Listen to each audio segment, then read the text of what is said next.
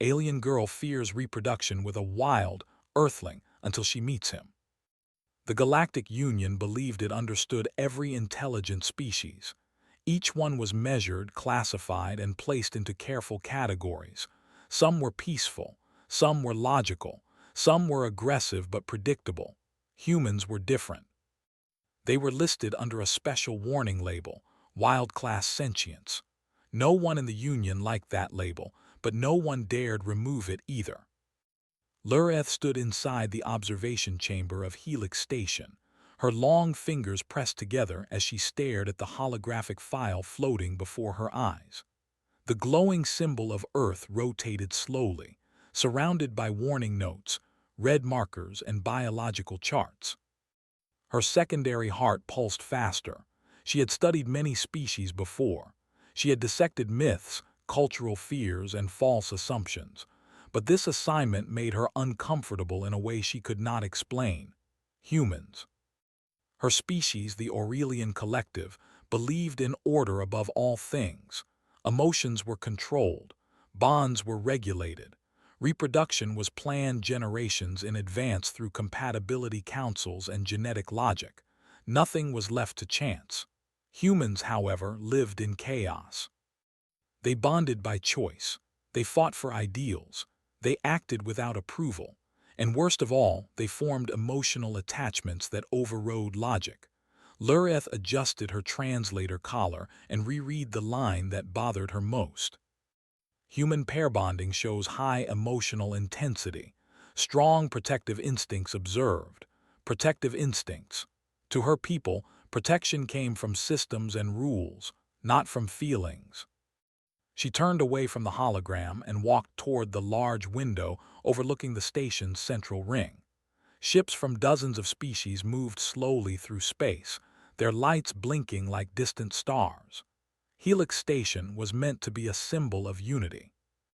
A place where species learned to coexist, and now humans were here. The Council had decided that full integration required more than trade and diplomacy. It required understanding. Real understanding. That was why Lureth had been assigned as a cultural xenobiologist to observe a human closely, too closely. She inhaled slowly, letting her breathing pattern calm her nerves. The door chimed softly. "Observer Lureth," a station aide said. "Your subject has arrived." Her stomach tightened. "So soon?" she asked. "Yes. Human engineer Daniel Reyes. He has been assigned to habitat systems maintenance for mixed species environments." Engineer, not a soldier, not a warrior. That surprised her. Most humans she had seen in reports were shown in military context, armor, weapons, defiant stares. This one was different. "Send him to the meeting room," Lureth said after a pause. The aide nodded and left. Lureth's thoughts raced. Her species' greatest fear was not human strength. It was human unpredictability. The old stories claimed humans bonded deeply and reacted strongly when those bonds were threatened. Some alien cultures whispered that humans became dangerous when emotionally attached. And now she was about to meet one, alone. She straightened her posture and moved toward the small meeting chamber. The room was neutral, soft lighting, no sharp edges, adjustable atmosphere, safe. The door slid open. The human was already inside. Daniel Reyes stood near the table, looking around with visible curiosity. He was taller than Lureth expected, but not intimidating. His posture was relaxed, his hands resting openly at his sides. He turned when he heard the door. "Oh, hello," he said. His voice was calm, warm. Lureth froze for a fraction of a second. This was not how a wild-class being was supposed to sound. "Engineer Reyes," she said carefully. "I am Observer Lureth of the Aurelian Collective." Daniel smiled, a small and polite expression. "Nice to meet you," he said. "I've never worked with an Aurelian before." Her translator indicated honesty, no threat. "Please," she gestured to the table, "sit." They both sat opposite each other. For a moment, neither spoke. Lureth studied him closely. His eyes moved constantly, taking in details. His breathing was steady.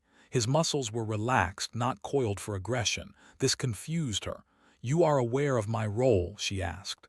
"Yes," Daniel replied. "You're here to observe human behavior and report it to the council." "And you are not disturbed by this?" she asked. He shrugged lightly. "People have been watching humans my whole life. Cameras, borders, warnings, this isn't new." That answer unsettled her. Most species resented observation. Humans seemed used to it. "I will be honest," Lureth said. "Many in the Union fear your kind." Daniel did not look offended. Instead, he nodded slowly. "That makes sense," he said. "We're still figuring ourselves out." That was not arrogance. That was self-awareness. Lureth's secondary heart slowed slightly. "Your classification describes humans as emotionally volatile," she said, "driven by instinct rather than reason." Daniel leaned back a little, thinking. "I wouldn't say rather than," he replied. "More like alongside." He met her gaze without challenge. "We feel strongly," he continued, "but that doesn't mean we don't think." Lureth did not know how to respond to that. Before she could speak, a low vibration rippled through the station. The lights flickered. Daniel's head snapped toward the ceiling. "That's not normal," he said. An alarm sounded. A calm synthetic voice filled the room. "Warning! Habitat Ring 3 experiencing atmospheric instability." Lureth stood abruptly. "That ring houses multiple family clusters." Daniel was already moving. "Where's the control access?" he asked. "You are not authorized," she began. "People can't breathe without atmosphere," he said simply. "Authorization can wait." There it was, the wildness, yet it was focused, directed. She hesitated only a moment before pointing toward the corridor. "Follow me." They ran. As they moved through the station, Lureth noticed how Daniel adjusted his pace to match hers. He stayed slightly ahead, clearing paths, but never left her behind. The habitat ring was in chaos. Alien civilians struggled as pressure systems failed. Emergency shutters jammed. Daniel rushed to an exposed console. "I can reroute air from auxiliary tanks," he said, "but it'll stress the system." "Failure could be catastrophic," Lureth warned. He looked at the families huddled nearby, small beings clinging to parents, elders gasping for breath. "Doing nothing is worse," he said. He began typing rapidly. The system groaned. The lights dimmed. Then air flowed. The alarms quieted. Slowly, the habitat stabilized. A wave of relief moved through the crowd. Lureth stared at Daniel as he leaned against the console, breathing hard. "You risked yourself," she said. He nodded. "That's part of the job." "But you did not know them," she said. "They are not your species." Daniel wiped sweat from his forehead. "Doesn't matter," he replied. "They're people." That word echoed in her mind. People, not species, not categories, people. As station security arrived, Daniel stepped back, allowing them to take over. He showed no pride, no demand for recognition. Lureth felt something shift inside her. The council had warned her that humans were wild. They had not warned her that humans were kind. As she watched Daniel help a frightened alien child steady itself, she realized something unsettling. Her fear had not come from humans themselves. It had come from stories told by those who never bothered to truly meet them. And this was only the beginning. Helix Station slowly returned to its normal rhythm, but the feeling left behind by the emergency did not fade so easily. Lureth stood in the observation gallery, watching the habitat ring through a transparent wall. Families had returned to their homes. Maintenance drones floated quietly, repairing damaged panels. Life continued as it always did, yet her thoughts remained fixed on one human engineer, Daniel Reyes. Official reports praised his fast response and technical skill, but Lureth focused on something else entirely. He had not acted out of duty alone. He had acted because he cared. That troubled her more than fear ever had. Her people believed emotions were dangerous because they led to irrational decisions, but Daniel's emotions had saved lives, without hesitation, without reward. That did not fit the data. A soft chime interrupted her thoughts. "Observer Lureth," the station aide said. "Engineer Reyes has been cleared for continued duty. The Council has requested your extended observation. Extended observation. That meant more time together." She folded her hands. "Understood." Daniel did not notice Lureth at first. He was crouched near a habitat vent, tools spread neatly beside him. His movements were careful and patient, even though no one was rushing him. He paused often, checking sensor readings twice before adjusting anything. Lureth watched from a short distance away. Humans were said to be reckless. This one was not. "You check systems as if they are alive," she said. Daniel looked up, surprised, then smiled slightly. "In a way they are. If you treat them rough, they fail." "That is considerate," she replied. He shrugged. "Things work better when you respect them." Lureth made a note in her recorder. Human behavior suggests empathy extends beyond biological life. She hesitated before asking her next question. "Why did you choose engineering?" she asked. Daniel leaned back against the wall, thinking. "My parents lived in a flood zone back on Earth," he said. "When systems failed, people suffered. I wanted to fix that." "You could have chosen many safer paths," she said. "Yeah," he replied. "But someone has to fix the hard problems." Again, that same pattern appeared. Humans willingly moved toward danger, not for glory, for responsibility. Later that cycle, Lureth invited Daniel to a cultural exchange chamber. The room adjusted automatically to suit both species, temperature moderate, light soft, air balanced. She activated a hologram showing Aurelian history. "My people evolved on a fragile world," she explained.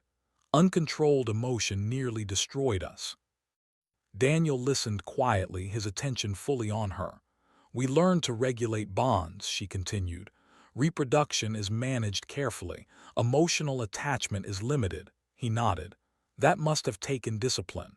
"It was survival," she said. She paused, then added, "Humans approach bonding differently."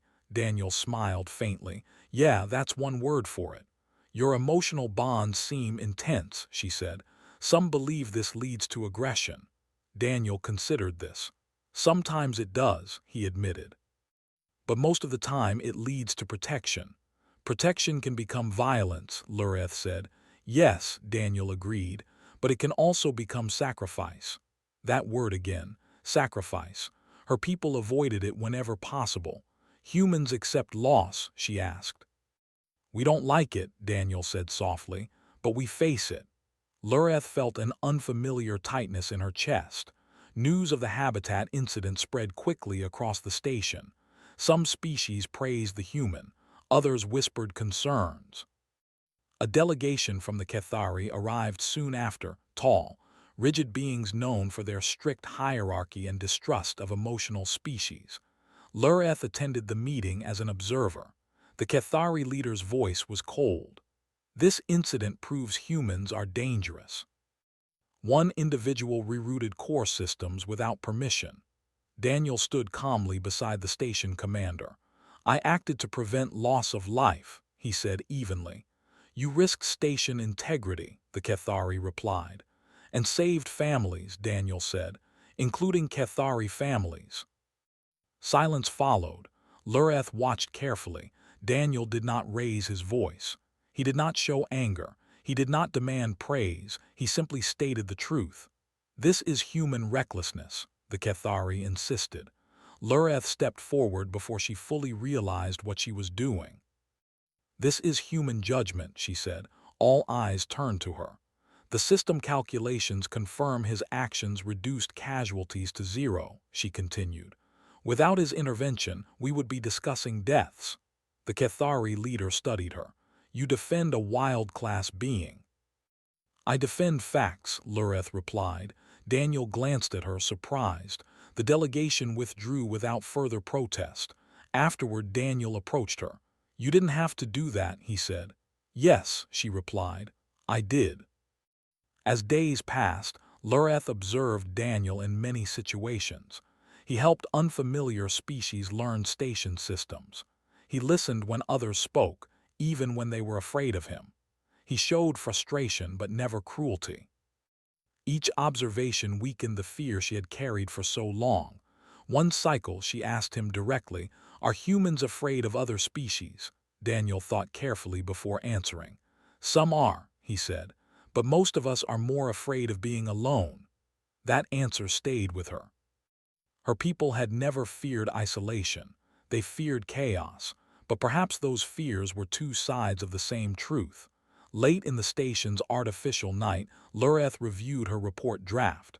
The old classification blinked on her screen. Wild class sentient, human. She hesitated. Then added a note. Observed behavior suggests emotional regulation through choice rather than suppression. High adaptability, strong moral reasoning. She paused again, then added another line. Fear of humans appears rooted in misunderstanding, not evidence. Her hands trembled slightly as she saved the file. This report would challenge centuries of belief. Across the station, Daniel sat alone in the common area, looking out at the stars. Lureth joined him quietly. "Do humans ever tire of proving themselves?" she asked. Daniel smiled sadly. "Sometimes." "Why continue?" she asked. "Because one day," he said, "we hope we won't have to." She looked at the stars with him. For the first time, the galaxy did not feel dangerous. It felt unknown. And unknown, she realized, was not the same as fear. The Galactic Council chamber was larger than any space Lureth had ever stood in. The ceiling rose like a night sky, filled with soft lights that shifted color depending on who spoke. Hundreds of delegates from different species sat in layered rings, their forms and shapes as varied as the stars themselves. At the center stood a single platform. Lureth waited there, her report crystal held tightly in her hands. This was not part of her original assignment. She was supposed to observe, record, and remain neutral, but neutrality felt dishonest now. Across the chamber, a group of delegates whispered among themselves. Many of them wore the markings of species that had once labeled humans as dangerous, wild, unstable. Daniel Reyes stood several steps behind her, dressed in simple station attire. He had not been invited to speak. Humans rarely were. He had come anyway, not to argue, to stand witness. The council speaker's voice echoed through the chamber. "Observer Lureth of the Aurelian Collective, you may begin." She lifted her head. "For generations," she said, her voice steady, "the Union has classified humanity as wild-class sentience." Murmurs spread. "This classification was based on fear," she continued, "not evidence." A ripple of discomfort passed through the room. Lureth activated her report crystal. Images appeared in the air, data charts, behavior logs, and recorded footage from Helix Station. "Humans display strong emotional responses," she said. "This is true. But emotion does not equal instability." She gestured, and footage of the habitat incident played. Daniel rerouting air systems, families surviving, lives saved. "Emotion-guided action," she said, "but logic-guided execution." The Cathari delegation shifted uneasily. "Humans are said to be aggressive," Lureth continued. "Yet repeated observation shows restraint under provocation." Another image appeared, Daniel calmly defending his actions during the delegation dispute. "He did not threaten," she said. "He did not demand authority. He explained responsibility." The chamber grew quiet, then a delegate spoke. "Observer, humans are known to bond deeply. Such bonds lead to conflict when broken." Lureth nodded. "Yes, humans bond deeply." She paused. "And they choose those bonds." That distinction mattered. "They are not forced by instinct alone," she said. "They are chosen, protected, and respected." The council speaker leaned forward. "And reproduction." Lureth's secondary heart fluttered, but she did not look away.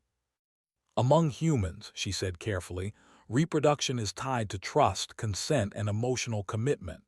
A stir passed through the chamber. "This differs from many species," she acknowledged. "But difference does not mean danger." She turned slightly, glancing at Daniel. "He never once assumed entitlement," she said. Not to space, not to authority, not to another being. Daniel shifted uncomfortably, clearly wishing to disappear. Lureth faced the council again. The fear of humans comes from misunderstanding their emotional depth, she concluded. What we call wildness is, in truth, choice. Silence followed. Then the speaker spoke again. Engineer Reyes, you may speak. Daniel blinked in surprise. He stepped forward slowly. I'm not here to change anyone's mind, he said simply. I just want you to understand something.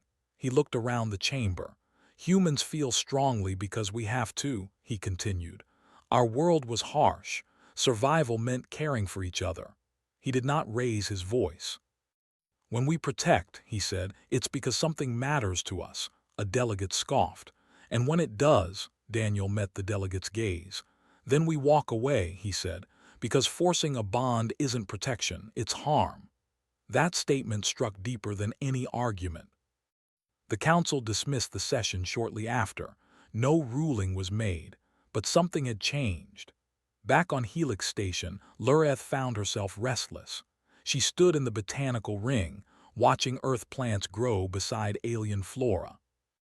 Roots tangled beneath the soil, sharing nutrients without conflict. Daniel joined her quietly. You were brave today, he said. I was honest, she replied. That's harder, he said. She considered that. Daniel, she said after a moment, may I ask you something personal? He nodded. Do humans fear being seen as monsters, she asked. He thought for a long time before answering. Yes, he said finally, because we know what we're capable of. And yet you choose restraint, she said. Every day, he replied. That answer stayed with her. A crisis came sooner than expected. A transport vessel entering the system lost navigation control. It was carrying delegates from multiple species, including the Aurelian Collective. Collision with Helix Station was imminent. Emergency protocols activated. Defense systems prepared to fire. Lureth watched the situation unfold from the command center. The safest option is destruction, an officer said. Minimal station damage. Daniel stepped forward. There are people on that ship. The calculations show high risk, the officer replied. Daniel nodded. So do all rescues. He looked at Lureth. Will you trust me? He asked. Her people had taught her to trust systems, not individuals, but systems could not choose compassion. I will, she said. Daniel took control of a small service craft. He had minutes to act. The maneuver was dangerous. One wrong move would cost his life. Lureth's heart pounded as she watched the external feed. Daniel guided the craft toward the failing vessel, matching its spin, adjusting thrusters by instinct and calculation. He connected a stabilization tether. The spin slowed. The ship veered away from the station. Cheers erupted in the command center. Daniel returned safely, exhausted but alive. The delegates were saved, including members of Lureth's own people. She met him at the hangar. You could have died, she said. He smiled weakly. Yeah. Why do humans accept such risk? She asked. Daniel looked at the ship, then at her. Because someone has to choose to help, he said, that word again, choose. Later, alone in her quarters, Lureth updated her report. She removed the term wild class. In its place, she wrote, bond-driven sentience. She hesitated, then added, humans do not fear emotion. They master it through choice. She leaned back, feeling something she had never felt before. Not fear, not certainty. Hope. Outside, Helix Station drifted calmly through space, carrying many species together. And for the first time, the future felt shared. The Galactic Council reconvened one full cycle after the transport rescue. This time, the chamber felt different. There were fewer whispers, fewer guarded stares. Many delegates studied the human delegation with open curiosity instead of fear. Lureth stood once more at the center platform. But now, she was not alone. Representatives from several species stood beside her, those whose people had been saved by a single human choice. The council speaker addressed the chamber. The classification of humanity is under final review, the speaker said. Observer Lureth, you may present your concluding statement. Lureth stepped forward. Her voice did not shake. When I began this assignment, she said, I believed humans were dangerous because they felt too much. She paused, letting the memory of her fear settle. I was wrong. Images appeared around the chamber, humans working beside aliens, repairing systems, teaching children, listening to those who feared them. Humans feel deeply, Lureth continued, but they do not let emotion rule them blindly. They guide it. She turned slightly, gesturing toward Daniel and the other humans present. They choose when to act, they choose when to hold back, and most importantly, they choose who they protect. A delegate from a long-isolated species spoke. Choice can be unpredictable. Yes, Lureth replied, and that is its strength. She raised her report crystal. My people once believed safety came from control, she said, but I have learned that safety can also come from trust. She activated the final page. The old label faded from view. Wild-class sentience disappeared. In its place appeared a new classification. Bond-driven sentience. Humans. The chamber fell silent. Then the speaker spoke. The council accepts this reclassification. The words echoed like thunder. For the first time, the speaker continued, humanity will no longer be restricted under wild-class protocols. A ripple passed through the room. Trade barriers lifted. Travel permissions expanded. Cultural exchange programs authorized. Humans were no longer something to fear. They were something to understand. Daniel let out a slow breath he had not realized he was holding. Lureth felt warmth spread through her chest. Life on Helix Station changed quickly. More humans arrived, not soldiers, not conquerors, but teachers, engineers, doctors, and builders. They worked alongside other species, not above them. Conflicts still happened. Humans argued. They made mistakes. But when mistakes happened, humans stayed. They fixed what they broke. That mattered. Lureth observed something else, too. Other species began changing. Aurelian couples asked for more choice in bonding. Rigid societies allowed emotional expression trials. Fear slowly lost its hold. One cycle, Lureth found Daniel in the botanical ring again. He was sitting on the floor helping a small alien child replant a damaged flower. You're becoming well known, Lureth said. Daniel smiled. I just fix things. Not just systems, she replied. The child finished planting and ran off happily. Daniel watched her go. I don't want humans to be legends, he said. I want us to be neighbors. Lureth considered that. Legends inspire, she said, but neighbors build. He nodded. A message arrived from the Aurelian collective soon after. Lureth was summoned home. Her report had shaken her people deeply. Some elders resisted it, others supported it. They wanted her to explain. Before leaving, she met Daniel one last time at the observation deck. I will return, she said. I know, Daniel replied. There was no dramatic farewell, no promises, just understanding. As her transport departed, Lureth watched Helix Station grow smaller. She realized something important. Humans did not demand trust, they earned it. On Aurelia Prime, the debates lasted many cycles. Some elders warned that emotional species always brought chaos. Others pointed to the saved lives, the shared progress. Lureth stood before them calmly. You fear humans because they feel, she said. But emotion did not destroy them. She looked at the gathered leaders. It strengthened them. One elder asked quietly, and you, observer, do you fear them now? Lureth answered without hesitation. No, the chamber waited. I respect them, she said, and I trust them. That was enough. The collective voted to open full cultural exchange with humanity. History shifted. Years later, humans were no longer rare in the galaxy. They were mediators in conflicts, first responders in disasters, friends. Some still feared them. Fear never vanished completely. But now fear had an answer, a record, a choice. On a quiet world near the edge of explored space, a memorial stood. It was not for war, it was for decisions. Carved into the stone were simple words written in many languages. They could have ruled by force. They chose to stand beside us instead. Lureth stood there, older now, watching human and alien children play together. Daniel stood nearby, laughing as one child tried to climb his back. The galaxy had learned something important. Strength was not found in dominance. It was found in restraint. Humans were not wild because they lacked control.